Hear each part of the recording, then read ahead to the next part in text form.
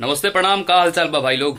जी भी हमारा चैनल भोजपुरी मजा पर नया बा ना, चैनल का सब्सक्राइब करके बेल आइकन का प्रेस कर दजा और वीडियो के एकदम आग की तरफ फैला दजा। देखा का होता कि पवन सिंह जी के काले को गाना रिलीज भई रहे।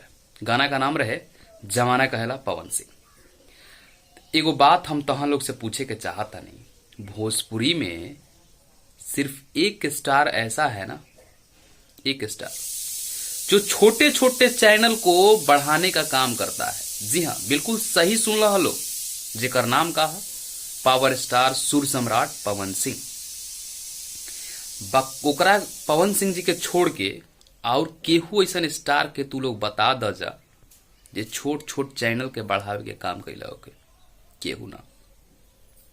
तो भाई ऊपर तनी मुनी व्यू कम बा, ठीक बा, अभी ओकर रियल टाइम व्यू 1 मिलियन करीब में हो गया है, लेकिन यूट्यूब पे उसका व्यू कितना सो रहा है 9,10,000। तो बहुत जना लोग के पिछड़वा में कीड़ा काटा था, गाना फ्लॉप हो गए। अरे भाई पवन सिंह जी पकावल रोटी ना जुड़ियावेले। एगो देहात में कहावत है कि पकावल रोटी ना जुड़ियावल जाला, तो पवन सिंह जी पकावल रोटी ना जुड़ियावेले। पवन सिंह खुद ओ रोटी के पकावे ले। इन द सेंस कहे के मतलब ई बा कि पवन सिंह जी खुद चैनल के बनावे ले। इतिहास भाई जाके देख ला जा, ठीक बा। आज वेब म्यूजिक ना भई रही तो अगर शुरू से पवन सिंह पर गाना न गई रहते। सोनी म्यूजिक रीजनल पवन सिंह, भोजपुरी में तो पवने सिंह भइले भाई।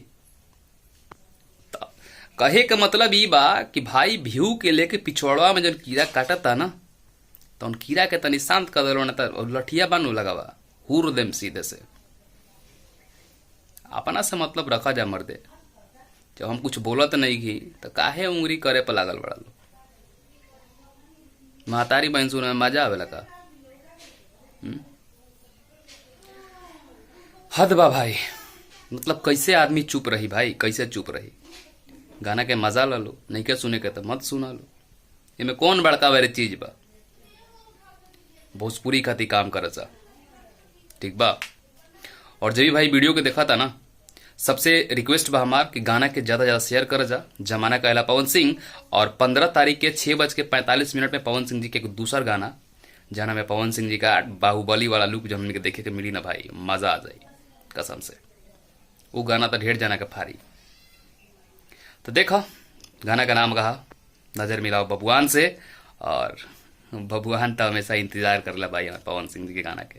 तो चला जा वीडियो को शेयर कर जा, और चैनल पर नया बड़ा चैनल सब्सक्राइब करके बेल आइकन का प्रेस कर दा जा, ताकि कोनो भी चैनल में वीडियो डाली सबसे पहले को नोटिफिकेशन जाओ तो हम लोग के लगे, ठीक बा। चला मिला नेक्स्ट वीडियो में, तब तक अपने भाई के इजाजत। जय हिंद, वंदे मातरम, हर हर महादेव।